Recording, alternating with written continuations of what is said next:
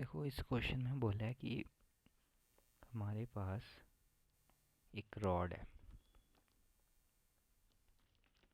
और एक पुल्ली है जिससे एक रिंग अटैच है और यहाँ पे एंगल थीटा है और रिंग का मास m है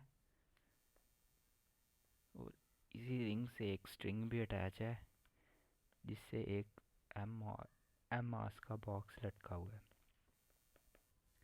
क्वेश्चन में बोला है कि जब ये स्ट्रिंग वर्टिकल हो जाएगा, मतलब ऐसे, तब इस रिंग की वेलोसिटी क्या होगी। देखो जब ये स्ट्रिंग वर्टिकल हो जाएगा, इस रिंग की सामने अज्यूम कर लिया हमने एक वेलोसिटी इसके पास भी आ जाएगी। क्या ये जो बॉक्स होगा इसके पास कोई वेलोसिटी आएगी। समझ लो इसके पास अगर नीचे को वेलोसिटी आ गई, अगर नीचे को वेलोसिटी आई तो रिंग के पास भी नीचे को वेलोसिटी होनी चाहिए, क्योंकि ये जो m मास है ये इस रिंग से अटैच है। अगर इसके पास नीचे को वेलोसिटी हुई तो ये क्या रिंग रॉड के अंदर घुस जाएगी, पर वो घुस नहीं सकती, इसलिए इसके पास कोई वेलोसिटी नहीं होगी।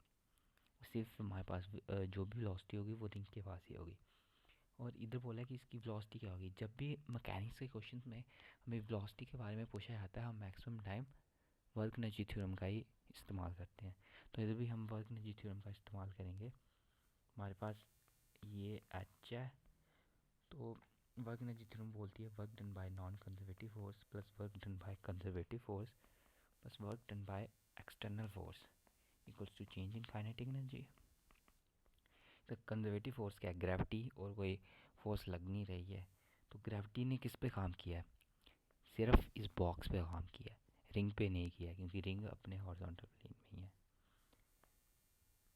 तो इसने नीचे कितना डिस्टेंस चला, जो इसकी लेंथ होगी माइनस एच, और इसकी लेंथ कितनी होगी हमारे पास m g h by cos theta minus h, ये होगा equals to change in kinetic energy. पूरे सिस्टम की काइनेटिक में क्या चेंज आ रहा है, हाफ एम वी स्क्वायर।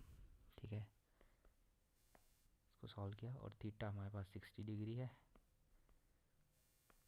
यानी h by two h minus का h m g h equals to half m v square, cancel,